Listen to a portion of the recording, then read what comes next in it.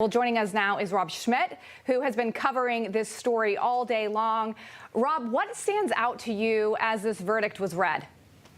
You know, what stands out, and we were just talking about it a minute ago, the gentleman that talked to Logan Raddick a little bit ago talked about how this had to happen, he thought. And he seemed like a pretty common sense guy. He didn't seem like he was very partisan. He was just there kind of watching the spectacle unfold.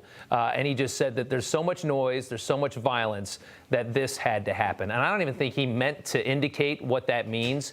But to me, it said everything about the situation right now and what I think a lot of people are feeling. Everybody that I talk to about this case says that if they don't convict this guy, that this country is going to burn to the ground. And that's exactly the point. That is exactly the point. And that's exactly what BLM, that's exactly what Antifa, that's exactly what Democrats and all their pressure have done to this country. If the idea that justice is blind means anything to anybody, it is not blind in this case at all. We all knew what had to happen to keep last summer from happening again in this country. And so far, we're on a great start to pandering to a mob that hates this country, that has nothing more than a political agenda, and that does not care at all about black lives. Let's make that perfectly clear. If anybody that's watching right now thinks that BLM has anything to do with black lives, you need to have your head examined, because it doesn't. It has nothing to do with it. It's just a political agenda. It's a socialist agenda. They hate this country. They hate the West. They hate democracy. This is their vessel.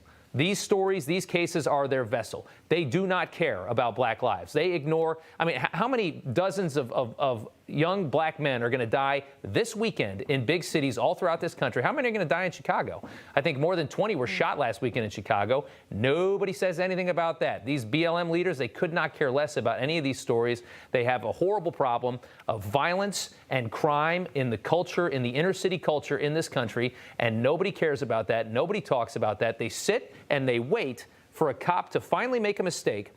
Out of the millions and millions and millions of police interactions that happen every single year, they sit and they wait for a cop to make a mistake with an African-American, and then they pounce. And you just had a story the other day where they had a guy that was shot by cops and killed, and it was the funniest thing, because it said BLM protesters showed up to it, and then they found out that the guy was white, and then they all turned around and left. And I think that was just a day or two ago. They showed up thinking, ooh, here's a moment, we can make some noise, we can protest, we can stir some stuff up. Oh, it's a white guy? Okay, well, we don't care about that. Nor do they care about any black person that gets killed in the commission of a crime in this country. Nobody cares about crime. Nobody cares about victims in this country on the left. They couldn't care less if you get shot by a gangbanger. They couldn't care less if you get robbed at gunpoint. They couldn't care less about any of these things. All they care about is crime. And the numbers are the proof. In 2019, in this country, police shot 9 unarmed African Americans, and they shot and killed 9 unarmed African Americans, and they shot and killed 19 unarmed white people in this country. So there's the proof in the pudding right there. And as we know, and as we've said on this network many times before, because we're not scared to, we're not scared to tell the truth here, right? We're going to tell the truth. You've had in this country, you have African Americans at 13% of the population are committing more than 50% of the crime, of the violent crime in this country. And when you look at the numbers that say 9 unarmed blacks are shot by police, 19 unarmed whites, what you have is racism by police going the other way. You're actually more likely, as far as the numbers go, to be shot and killed by police unfairly or unarmed if you're white than if you're African American. That's the irony of this whole situation. Nobody talks about that. This is all just a propaganda. It's all an agenda.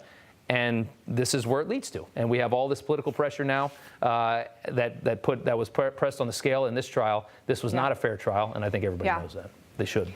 Hey, I'm Rob Finnerty. Thanks for watching. If you enjoyed this video, please join the conversation in the comments below. Don't forget to subscribe, too.